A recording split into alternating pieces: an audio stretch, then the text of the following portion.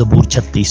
شریر کی بدی سے میرے دل میں خیال آتا ہے کہ خدا کا خوف اس کے پیش نظر نہیں، کیونکہ وہ اپنے آپ کو اپنی نظر میں اس خیال سے تسلی دیتا ہے کہ اس کی بدی نہ تو فاش ہوگی نہ مکروہ سمجھی جائے گی۔ اس کے منہ میں بدی اور فریب کی باتیں ہیں، وہ دانش اور نیکی سے دستبردار ہو گیا ہے۔ وہ اپنے بستر پر بدی کے منصوبے باندھتا ہے اور وہ ایسی راہ اختیار کرتا ہے جو اچھی نہیں۔ وہ بدی سے نفرت کرتا ہے۔ اے خداوند، آسمان میں تیری شفقت ہے، تیری وفاداری افلاق تک بلند ہے، تیری صداقت خدا کے پہاڑوں کی مانند ہے، تیرے احکام نہایت عمیق ہے۔ اے خداوند، تو انسان اور حیوان دونوں کو محفوظ رکھتا ہے۔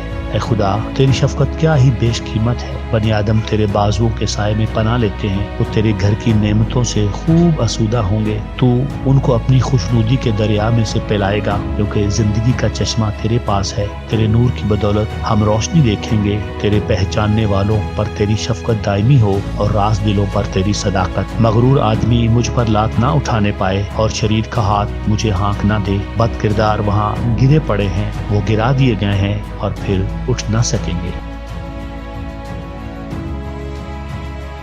Blessing and miracle YouTube channel کو لائک کریں، سبسکرائب کریں اور آئیکن بیل کو دبانا مت بھولیے گا تاکہ آنے والی نئی ویڈیو آپ تک پہنچ سکے، اور شیئر کرنا مت بھولیے گا۔